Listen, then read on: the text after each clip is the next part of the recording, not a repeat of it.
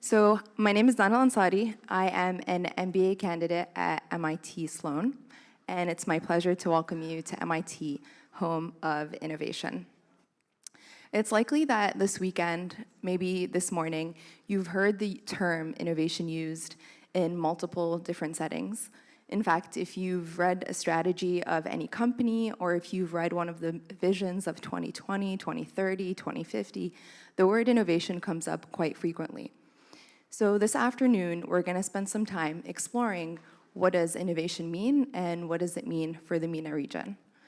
We're going to base our discussion in the MIT Innovation Ecosystem Framework. So we're going to be discussing and exploring questions related to human capital, related to funding, infrastructure, market demand, and finally culture. And my objective for this session is for it to be an interactive one. I would love, for us to leave this session both having a good view of what is the current infrastructure, or what is the current ecosystem relating to innovation in the MENA region, and what does the future look like for innovation in the MENA, and can it really become a driver for value creation and economic value creation? So the way the session is going to run, we're going to have first a panel discussion, and then we're going to open it up for Q&A from you guys, so please have those questions ready. Let me start first off by introducing our panel. We have Elissa Freiha, who is an entrepreneur, investor, and boss lady. She is an Emirati of Lebanese American descent, born and raised in Paris. Elissa is the founder of womena, a platform promoting female inclusion in the Middle East innovation economy. Welcome. Thank you. Second, we have Hisham Haddad. He's an Egyptian venture capitalist living in New York. He is the co-founder and managing partner at HOF Capital. He focuses on consumer tech and AI-enabled enterprise software, and he's also the co-founder of Founders MENA, which aims to develop the infrastructure for a thriving innovation ecosystem in the MENA region. Third, we have Mlaz Madani, who is a Syrian entrepreneur living in the UK. He is the founder of Arageek.com, one of the most visited Arab content publishing platform focused on technology, science, art, and education. And finally, last but not least, we have Fouad Maksoud, who is a Lebanese inventor turned entrepreneur. He won the Stars of Science competition with his electrospinning machine, and since then, he's been working on commercializing this technology with applications in tissue engineering and drug delivery. Welcome. So I would like for the panel to start off by kind of talking about, what innovation means to each one of you, and kind of why you're here and why you care about this topic. So Lisa, if we could maybe start with you. It's on. It's on? Yeah. Okay, cool. First of all, hi everyone. Thank you so much for having me. Look, honestly, to me, innovation really means looking at something in a completely new way. And the only way that you're able to really do that is by consistently bringing diverse experiences and diverse perspectives to the table. So I'm really here because I'm trying to promote diversity, and my company happens to be focused on gender diversity, but at the same time, since we're from the Middle East, it's also cultural diversity and ethnic diversity and religious diversity.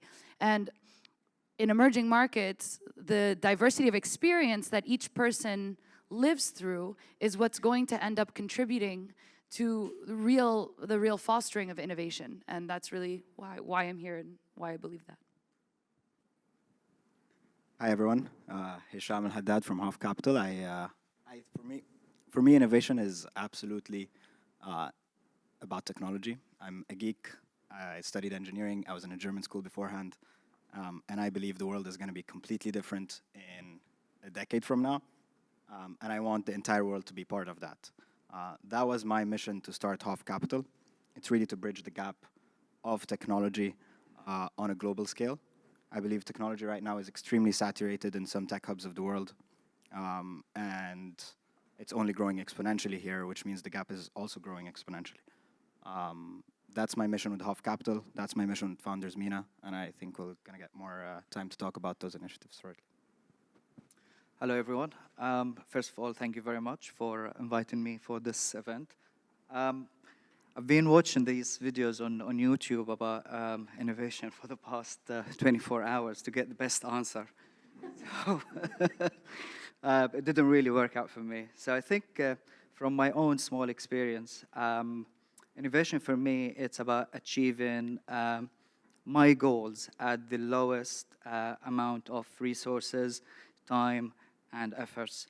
So for me, is starting a new business or any new venture is about setting up a big goal and then breaking down this goal into smaller objectives, and then try to connect, small dots to get my goals at the lowest time, effort, money, and so on, which involves automation. It involves also, thinking outside the box and so on. So that's it, really. Hi, I'm Fouad Maksoud. It's really my honor to join this conversation today. And for me, innovation is not about reinventing the wheel because of all the problems we're facing in the Middle East. We deeply need to rethink and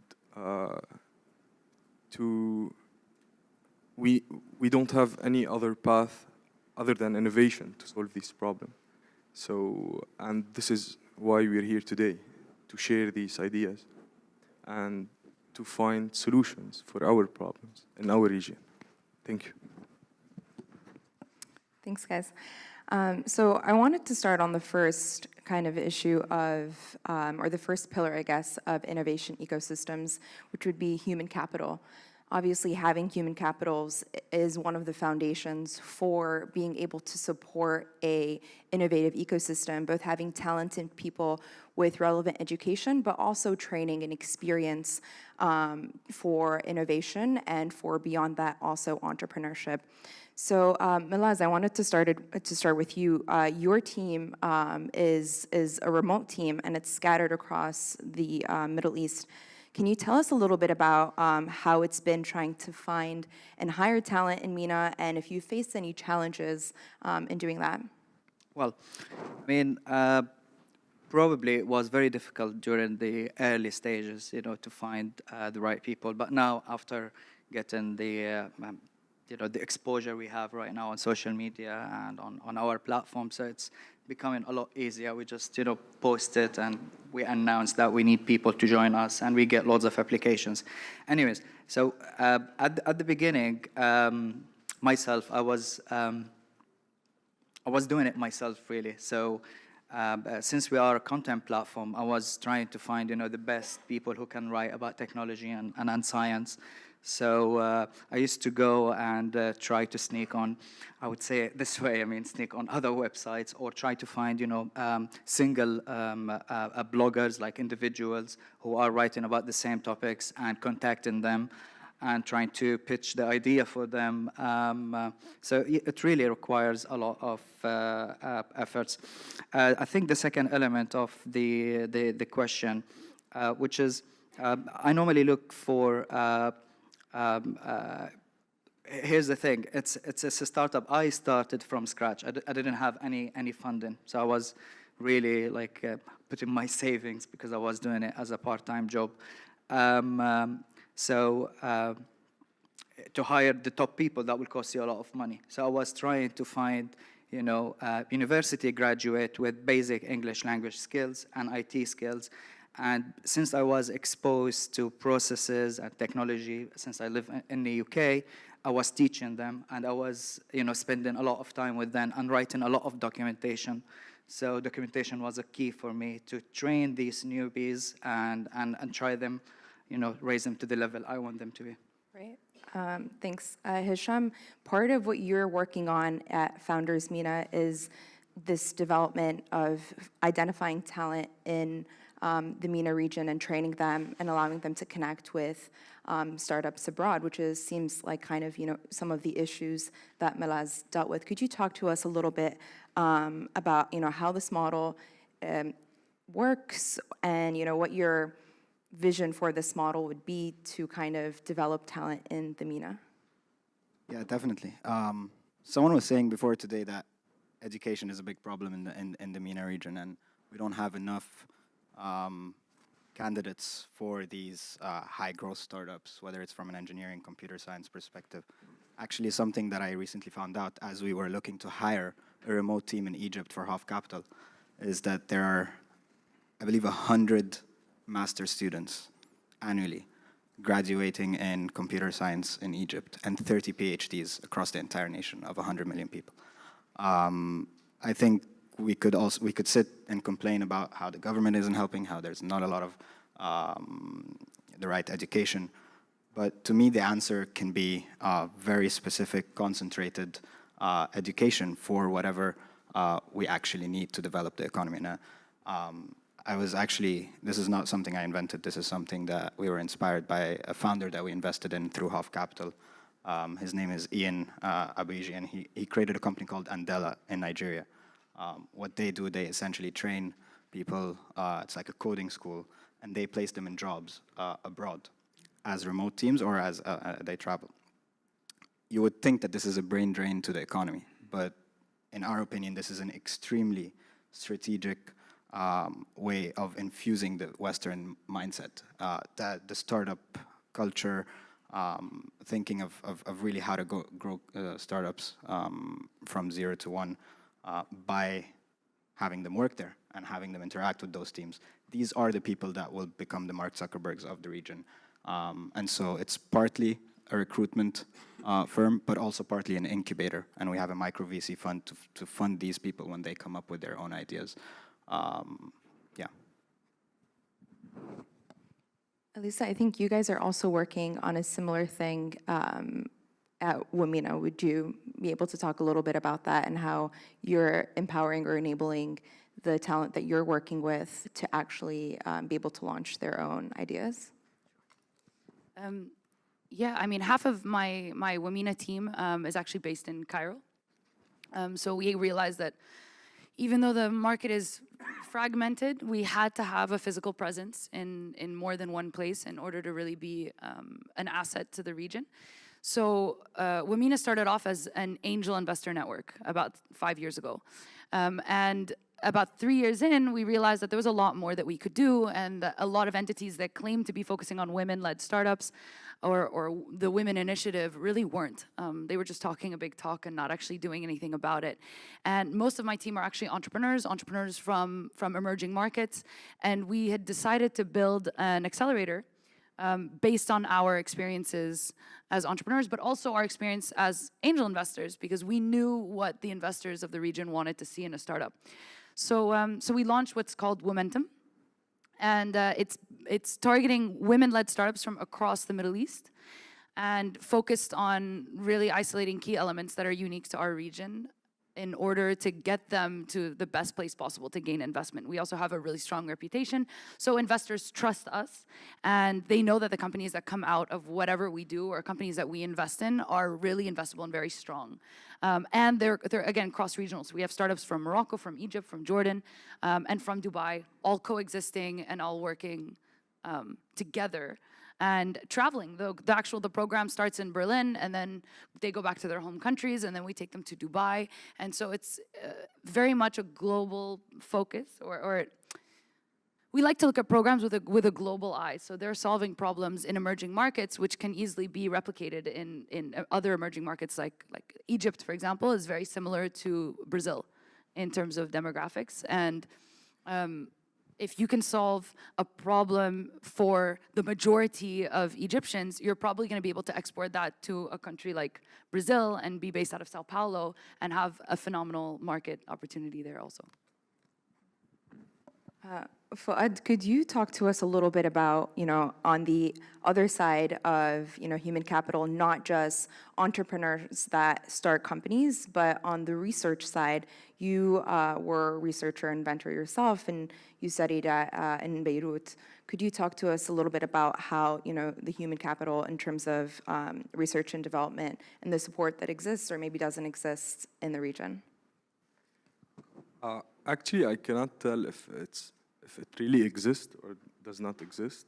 As you said in your question, we are still in an unbalanced situation. But let's focus on what we have in the Middle East first, and then we're going to talk about what we don't have. So actually, we have excellent and prospective scientific research going on. In Lebanon, it is like somehow concentrated in one educational institution, which is really bad. But the people that are engaged in this research are really qualified and can compete with top-notch researchers worldwide. I'm a man who failed many times in research, and I was knocking doors, asking for help from my professors, advisors, mentors, and getting to where I am today. It is the result of these answers. So I had to knock doors. And when you ask the right question, you will find the right person and the right answer. So we have a qualified and experienced personnel. But what we don't have is fund at the research institution level. So when I had my idea in the first place, I couldn't develop it inside my lab. So I had to borrow money all over from my family, from everyone who can support, which is really dangerous. If we can empower these researchers, you will end up with amazing results. And this is it mainly. Add something to that. I think you raise a really good point. So for example, in the UAE, they have phenomenal R&D spaces, but very little guidance to actually take students through those spaces. And so they they're putting a lot of money and effort towards enhancing that, but it's something where in other countries like Lebanon, for example, you might have the talent, but you don't have the resources to be able to help them. This is like a key issue in our region is we always have to look at across borders because each country is known for something. So you have the tech talent that's in Egypt, and you have the business development talent that's in Jordan, and you've got the creative talent that's in Lebanon, and then you've got the finance talent and the investors that are in Dubai. And we have to, be very aware of those issues and build those bridges so that, researchers and inventors that are in Lebanon, for example, can come to the UAE to prototype. So it's all about merging these forces together. Yeah. I'd love to hear from, maybe you, Fouad, or anybody else on the panel on how you guys view the connection between those different talent pools or those different expertise that exist. Obviously, as everybody in this audience, I'm sure, understands or recognizes, is that the MENA region is very huge. It's very fragmented. Just geographically, it spans very wide, but also in terms of, varying stages of political stability, of wealth, of economic development in each one of these countries. How do we think about bridging those gaps? What does that look like? I can jump in. Sorry, if you want to say something. Yeah, I think it's interesting because when you start looking at, let's say, entrepreneurs based in the US or in the Valley, they do these amazing things and they're able to scale so much with one country of 330 million people. And then we have an entire region that's 330 million people. But within that region, you have so much to deal with. You have cultural issues and religious issues, and you have different forms of Arabic. It's not even the same language that we're speaking, and the experiences are so different. But we need each other. So as I said, you have the entrepreneurs might be in Egypt, but they need the money from Dubai, and then the market for what they're selling is in Saudi. And it's like this organized chaos that we as Arabs have to grow up and just get used to. And we actually, I think what I've noticed is our entrepreneurs are just innately better at managing this. It's so normal to have half of your biz dev team in Dubai, in Jordan, and then one person based in the UAE, and then you've got a salesperson in Saudi, and then you've got half your development team in Egypt, and then half of it in India, just to cut costs. And it's so normal to manage all of these diverse teams and across the world, whereas, I feel like in some places here, okay, we can't scale as much, but the barriers to entry are so much more difficult for people from outside the region.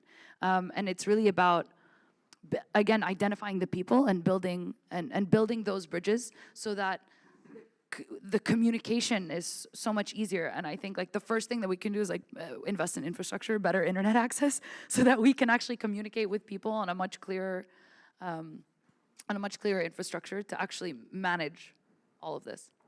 Yeah, I think Elissa put it in a really beautiful way. And this reminded me of my geography teacher, like when I was like 12. He said, the only solution we have in the Middle East is to sell oil and gas with Arabic money, getting the capital, the human capital from Lebanon, Jordan, and Egypt, focusing on agriculture in Sudan. So connecting these bridges together is the only way to solve our solutions. So, and this is how I see it for entrepreneurship as well. So you touched on the point of funding, both in terms of, founding angel networks and also having funding for research. Funding, obviously, having access to capital is another very important pillar of having innovation ecosystems. Hisham, I would love if you could tell us a little bit about, from a venture capital perspective, both you've invested and raised money in the MENA. What needs to happen for us to see more VCs starting up in the MENA, more VCs investing, and more of that capital going to more risk capital, I guess? I think the risk part is the really important keyword here, because a lot of people just don't understand venture in the region. So just for a little bit of background, in Half Capital, we raised money from 21 different countries. Our limited partner base and investor base are based in 21 different countries across 5 continents. I've done a lot of traveling. I've met with so many profiles of investors, whether they're family offices, government institutions, or even enterprises that want to kind of get into venture. And I can tell you the Middle East and just comparing it to the world, there's just unfortunately, a lack of sophistication when it comes to the venture industry, to the venture capital industry. I feel that there needs to be people that are just kind of taking a leap of faith. People love real estate, for example. Every single investor that you sit with is just a big part of their wealth is in real estate, is in old school businesses. We see people putting millions of dollars in bringing a franchise of, I don't know what, clothing line from Italy, and thinking that there's just, again, this is what they know. I believe with the millennial generation right now, growing, older, I think millennials now are age 22 to 37. There's going to be a shift of power. And with that shift of power, I think second and third generations in family offices, for example, are going to start taking more risk. 50% of our LP base are next gens of mega family offices because they understand technology. Last thing I'll say is that people have been burnt a lot in the region in venture. Unfortunately, in real estate, the returns the dispersion between returns is probably that small. It's low, but it's that small. If you go to private equity, it's a little bit larger. If you go to venture, it is the highest returning asset class, but the dispersion of returns is absolutely massive. The best funds can multiply your money, and the worst funds will just lose your money very quickly. And so just people need to get comfortable with that. You can only lose one time your money, but you can make 50 to 100 times if you do well. And I think that's the educational curve that investors need to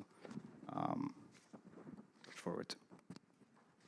I'd love to kind of deep dive a little bit more into the culture aspect, because one of the things that we often hear in the Middle East, coming from the MENA, either growing up there, studying there, is that a good career path is, being an engineer or a doctor or a lawyer, but really having a stable source of income and employment.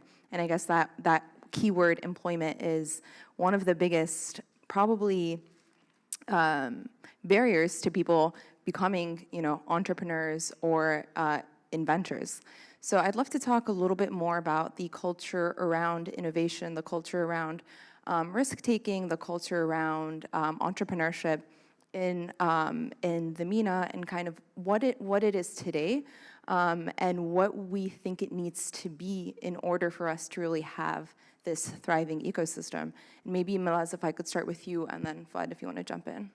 Well, I want to start talking about my own experience. I mean, I can't, generalize.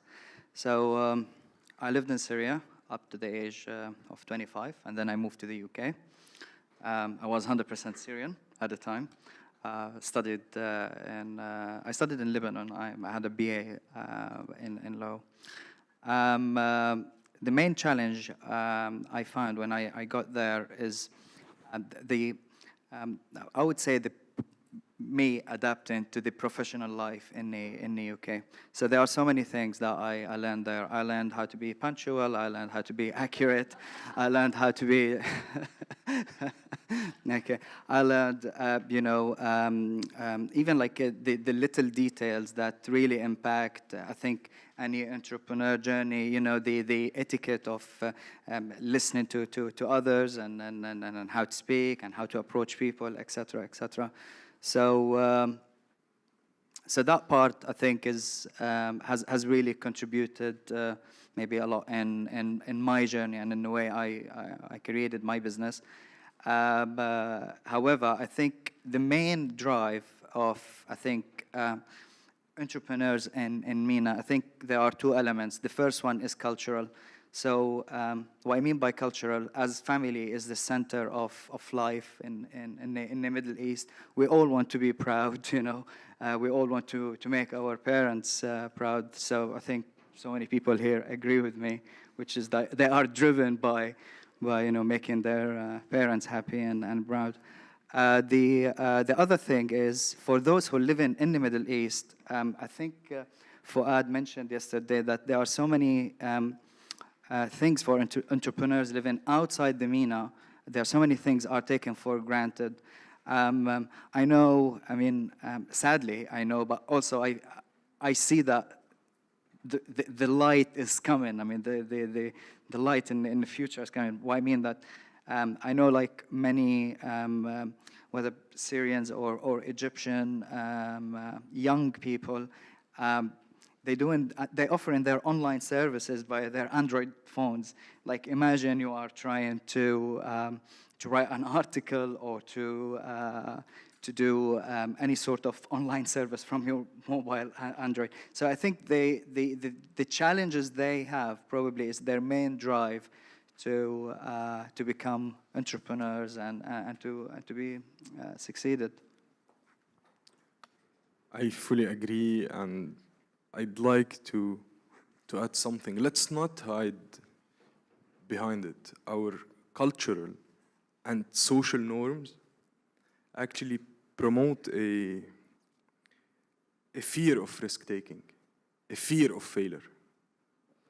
And we are not actually empowering our children to be curious, to make choices for themselves. And this is the main issue. And we cannot solve it outside the walls of family, of home. Each one in his own family, for his own children. This is it. I'd like to add two things to that. So actually, from a female perspective also, I think it's good to note that I think there's definitely not a culture of risk-taking, but even as women, there's so many expectations that no matter what you do, like it's not a question that you have to get married and have kids.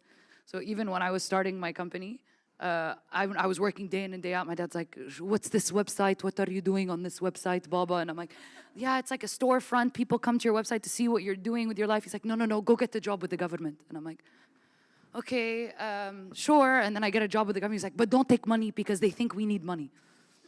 So don't take the salary. And I'm like, then what's the point of getting the job with the government? So you're serving them. You're going to get married anyway.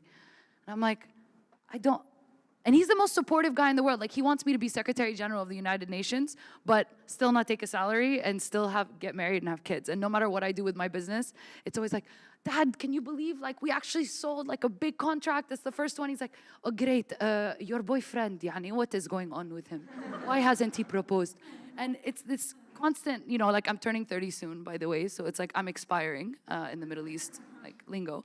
But as women, you have a lot of restrictions culturally, like, and pressures that you have to add on top of the founder pressures. So, you know, we dealt with this when we launched our accelerator, Momentum. We were focusing it on female founders. And we had to change the structure and the model of an accelerator in order to make that a thing. The first thing that we did was, you know, most accelerators like 3 to 4 months, right? And you go and you base yourself wherever the accelerator is. Women can't leave their communities for 3 to 4 months. Like, it's so obvious, but clearly if the ecosystem has been built by the other gender who hasn't had to deal with those responsibilities, it's not something that occurs to them. They're like, yeah, women are free, they can come. If they want to come, they get accepted, they can come. No, bro, they can't. Like, I'm sorry. Most of the time, women are these pillars. And so even if you don't have children, first of all, you might have a child, and you are the primary caretaker. Even if you have a supportive husband, you're still the primary caretaker. Second of all, if you don't have a kid, your husband or your family depends on you being there. Third of all, if you're not married and you don't have a kid, your parents are like, no way in hell is my daughter leaving this house to go I don't know where for 3 months, living like a Western single girl, I don't know who, entertaining men left and right. So I swear, and this is real. So our accelerator happens for 2 weeks at a time, and then there's a 2.5-month period where women work, you know, from their home countries and execute in their own markets anyway. But those 2 weeks, they can bring their kids, they can bring their families if they can. We had a Saudi girl in the last accelerator who, her dad came to Berlin for 2 weeks. And with based him, I've never seen a father that supportive. Like, he literally just uprooted himself and based himself in Berlin for 2 weeks in the hotel because he wanted to support his daughter, but he wouldn't have let her go on his own. And I think that's like a really interesting perspective to stay aware of also. Yeah, no, thank you guys. And I think that's definitely very true. And there are intricacies about the Middle Eastern culture that you guys have touched upon. To kind of, you know, address that or think about what we can do in order to change these mindsets or these cultural norms. Hisham and Elissa, I know both of you guys are founding media companies that are related to promoting entrepreneurship and promoting this culture. I'd love if you could talk to us a little bit about like what you're doing and what you hope to achieve through that. I think part of this is definitely the people around us, parents, the being raised as Elissa pointed out very clearly. But another part of is really just this oppressive environment. It's a bigger problem. People don't know that they can get out there and do something with their lives beyond being employed, taking risks, failing, as Fouad mentioned clearly. I don't know if any of you have been to Silicon Valley. Well, MIT is also another hub, but I was personally on track to kind of finish my engineering degree, be an investment banker, go work in the family business, and just call it a day and marry and sit home. And I went to Silicon Valley. A lot of my friends were in Stanford, and I just was going on. And there's an entrepreneurial bug there, what they call, which I think is the most inspiring and motivating thing that anyone can get in this ecosystem. And I think that's the real goal of the media company that we're incubating at the moment. It's really to promote that entrepreneurial bug. It has two goals. One, inspire people, and then educate them and guide them. Right there, someone else today was talking about how there's a lack of guidance. So that's the goal of the media company. We're gonna have so we're getting the license for Shark Tank on a regional basis, but online. Our goal is to really humanize the business leaders in the MENA region. Another stereotype that exists is there's people envy each other. We don't celebrate success as we do here. I have multiple role models here in the tech ecosystem that I literally like. I absolutely love what they did. In the MENA region, you've got a lot of criticism, a lot of complaints, and I think that's what really needs to change from a mindset perspective, and that's the goal of the media company. So one, we're gonna have that TV show to really showcase these these entrepreneurs that are striving to become the next Mark Zuckerberg. And the second part of it is really more of a, I don't know if you guys watched David Rubenstein on Bloomberg, but it's also kind of showcasing stories of these business leaders and the ones that made it from scratch to tell people they can get out there and do something. Are you going to be one of the sharks? I'm not. You're not going to be the Mark Cuban? Conflict of interest. Yeah, and so Womena actually pivoted and launched itself as a media company about a year ago, focused on video production and video content, short format or like mid-length format for social media consumption, for millennial consumption. And the main goal, I mean, the way we got to this was really that, look, at the essence of what we do is to change the perceptions of women and of the Middle East. And the easiest way to attack someone's kind of prejudice is by showing them quite simply the opposite of what they believe. And so we wanted to just source the stories that we see around us every day, that those of us who are from the region live and breathe, but the rest of the world doesn't necessarily see. And even some people in the region don't necessarily see, because the content is really dominated by a very particular type of voice. I don't know if you guys try to watch like NBC or LBC, but it's mind-numbing, like content. And they're the ones who own the media. So what we wanted to do and was tell those stories, focus on specifically female led initiatives, badass boss ladies that are changing the world, very similar to what Iman, what her mission is, but we just do it in a different way. And so for example, this accelerator I keep talking about, Momentum, we filmed it as a documentary series. And it's online right now, by the way, guys, on our social media channels. And it's an 11 episode kind of documentary series following them. So it's not a Shark Tank, except for the last episode's a bit Shark Tank because I invest in one or more of the companies. Cliffhanger, you gotta watch it. But it follows these entrepreneurs for 4 months through the accelerator, and it doesn't talk to you as much about their businesses as it does about them and their conflicts and their issues. You know, 2 teams had married co-founders. Some of the teams were best friends. Some of the teams were colleagues. There was a solo founder. And those stories are really important to tell, beyond the fact that when you're watching this engaging content and the stories are fascinating, you're also realizing, damn, like I've never, like, oh wow, all these people are from the Middle East. Like they're so diverse. And they're all from the Middle East, and oh my God, they're all women also. Like, we don't really address that as much because it just kind of, the name says it, you know, Momentum a little bit, but like, we don't really address the fact that they're women. They just happen to be women doing cool things, and the stories are really engaging.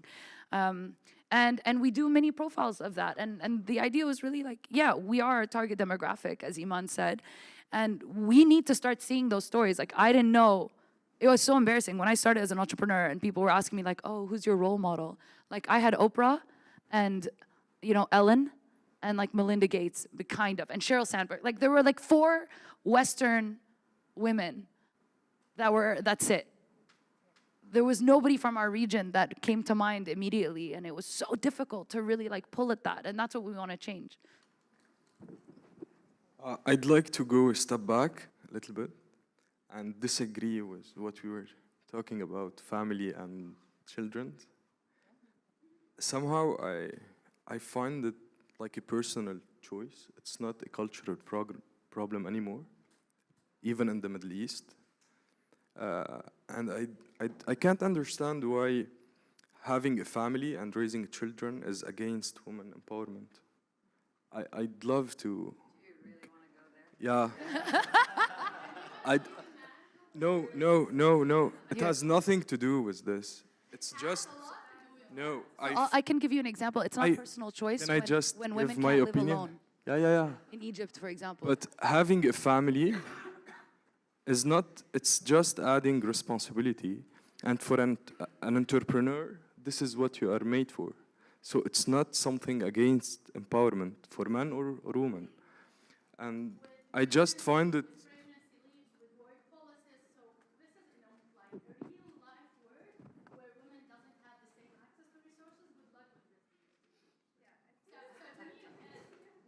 Yeah.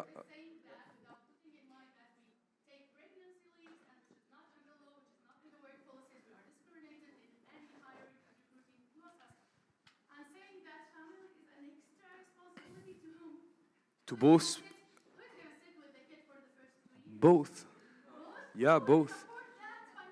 You know what? A Both. woman would be very lucky to have you as a partner if you're saying that both people are responsible, because a majority of the I'd region, love to they're take not. full responsibility of my children, since like this is not. I don't look at it like this.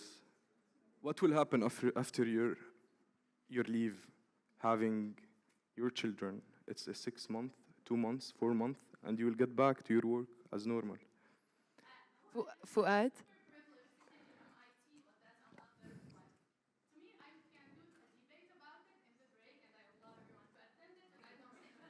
Yeah, if I can kind of just jump in. It's not about winning. Fouad. It's not about winning. It's about not losing.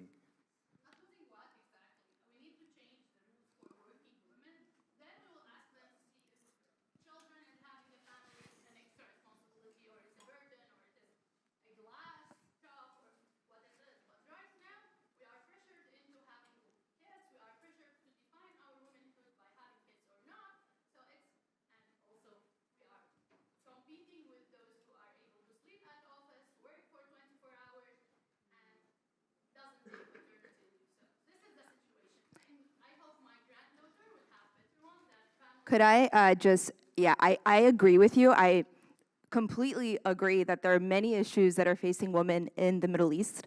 Being a woman from the Middle East, I can tell you for sure that they exist. But unfortunately, in the next 15 minutes that we have on this panel, we will not be able to solve all of the issues that are facing women, both in the Middle East and in the US and everywhere across the world.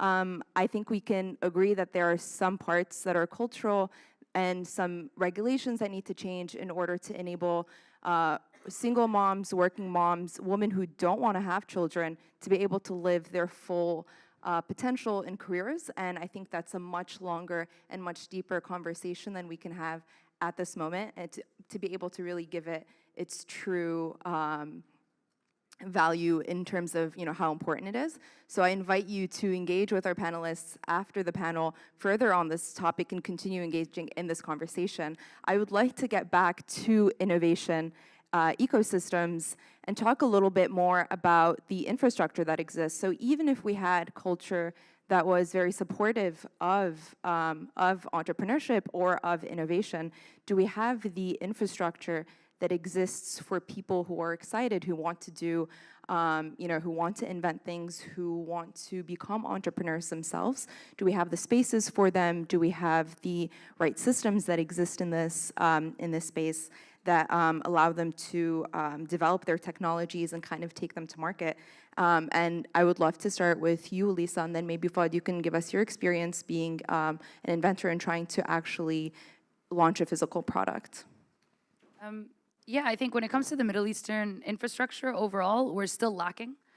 So the reason Silicon Valley is what it is, and people want to emulate it, is because it's first of all, it's a really small place, and everybody knows everybody. So they have these systems in place that manufacture the success paths for the startups. In emerging markets, even in developed markets like in France or in the UK, those systems aren't in place, and so it's way riskier. In the Valley, if angel investor invests in you, if Chris Sacca decides that he's investing in you, then you have literally every round until you exit already set up. Now, in the Middle East, it's like, first of all, angels are still really, really lacking. Sophisticated investors are really lacking. The VCs that should be investing in growth stage aren't. They invest in seed and Series A, and then you have Series A, Series B funding, and then after that, there's literally nobody there for the growth stage. Maybe you get someone to come in for Series C, but they're not going to, because nobody's gonna come in afterwards. And so, first of all, access to capital is a massive issue. So we have to start looking outside the region to be able to compensate for that as the companies grow. And then the market fragmentation is another element in the infrastructure that's lacking. So as we said, these lines of communication to really be able to help companies grow. So you have the investors, and you might have the early development team based in Dubai, but there's a 100 million people market in Egypt, or Saudi, which has the highest video consumption rate, or the GCC, which is highest revenue per user in the world, and they need to scale, so they then need investors or other entrepreneurs to help them understand those markets and grow. And then the demographics, so actually understanding when we're expanding there, it's not that easy to expand there. So you actually need market analysis, and we don't have that. Nobody really does in-depth studies and market analysis in the region, and those who claim to don't really share. They're not very transparent about the way that they've assessed the market. So, for example, ArabNet and Magnet are two good resources, but they're limited in terms of their reach, and we don't actually know how they go through the research. So we have to take everything with a grain of salt, and all the assumptions we make are still very limited. And then the last thing is that, again, culturally, and we'll talk about this another time, but culturally, 50% of the population in the Middle East has cultural limitations to being engaged in the workforce, whether that's entrepreneurship or otherwise. And that really limits the growth of the infrastructure. And so, and it limits the way that you're able to innovate. And it limits, they're the ones who are buying most of the household goods, for example. They're the ones who are making the purchasing decisions. They're your customer base, but they're not really involved in product development or even on the funding side to choose which companies and which products are being developed. And so all of these things are kind of massive issues that we need to come in and solve. Yeah, before we open it up to questions from you guys, do you want to just quickly comment on the physical infrastructure that exists for inventions and technology? Yeah, at first I thought that my biggest challenge is to raise fund.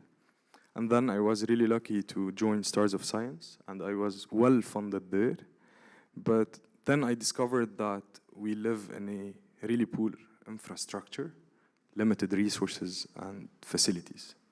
So when I had money, it's like a chef in a kitchen and he's gonna order his raw material.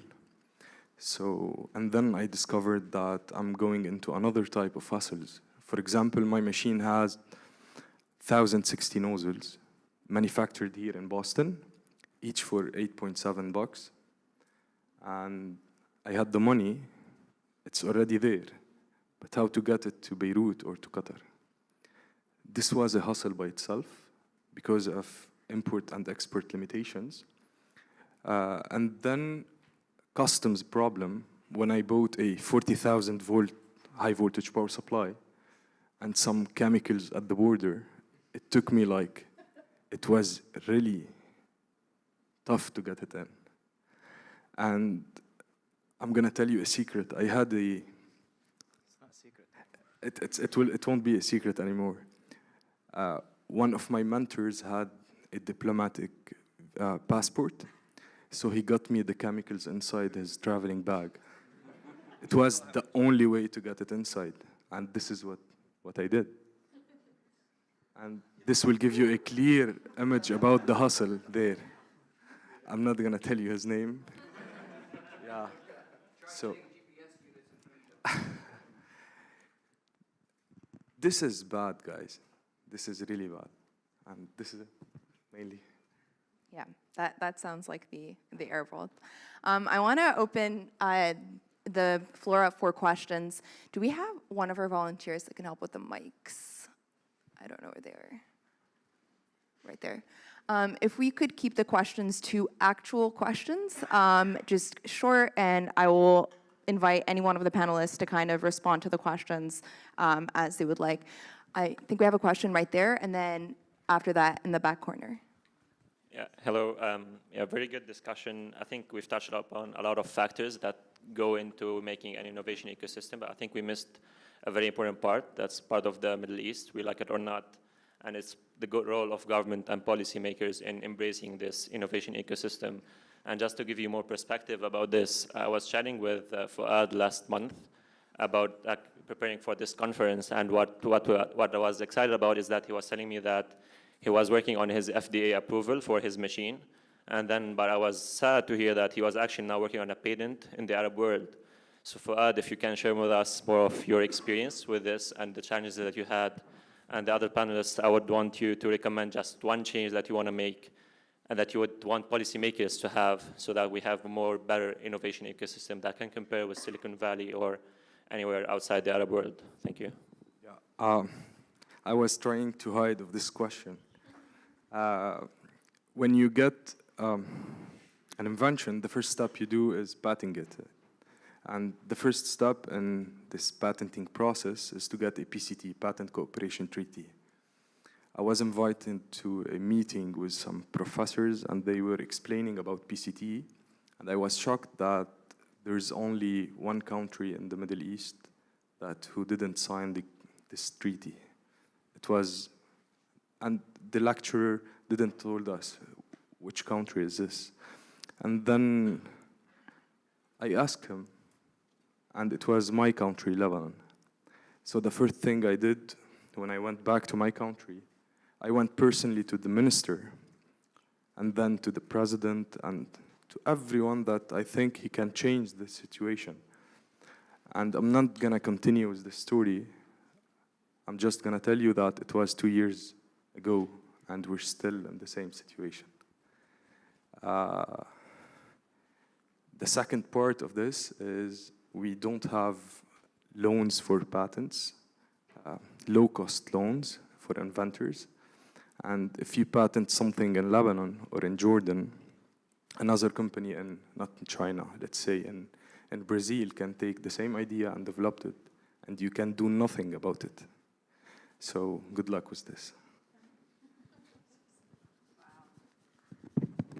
If any of you guys want to comment briefly about, the role of government or what you see the role of government being in promoting innovation, go ahead.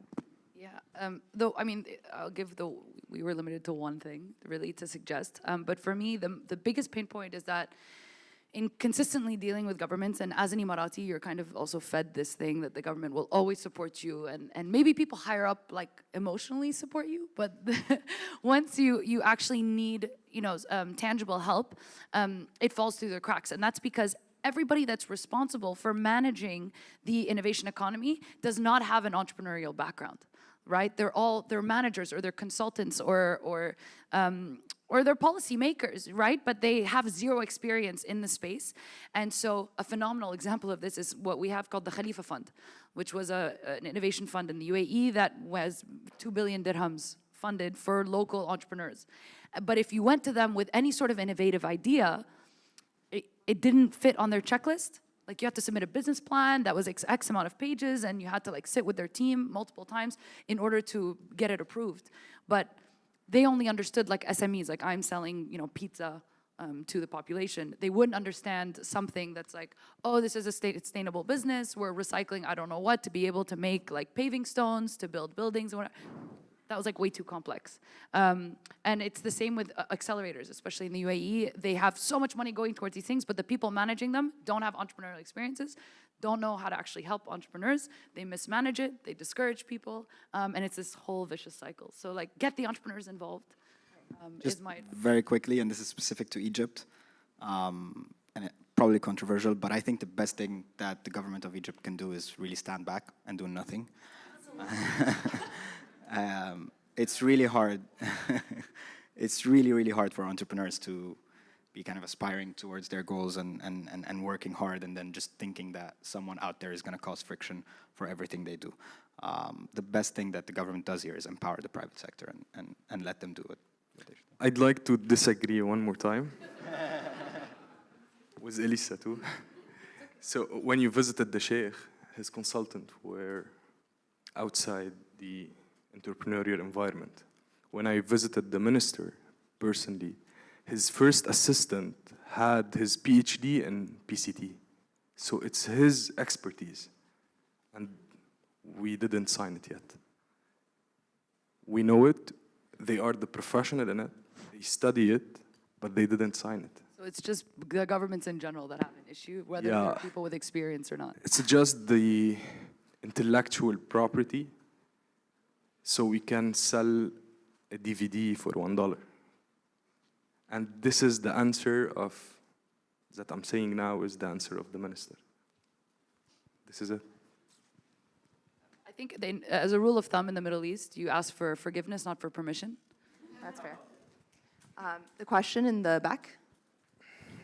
Hi, everybody. My name is Arwa. I wanted to just take a moment to maybe refocus part of the conversation on entrepreneurial support when it comes to industries outside of technology. I know that tech have proved itself as a profitable industry, but however, in the Middle East, we have so much resources and so much talents in so many other ways, but little support when it comes to accelerators and competitions and these kind of ideation programs. So for instance, my product here is a date-based product, and I'm trying to bring this to the world. But when I started, I looked for accelerators in the Middle East, and quite honestly, everything was in tech, and nobody wanted anything that's not in tech, especially when it comes to In what food. country?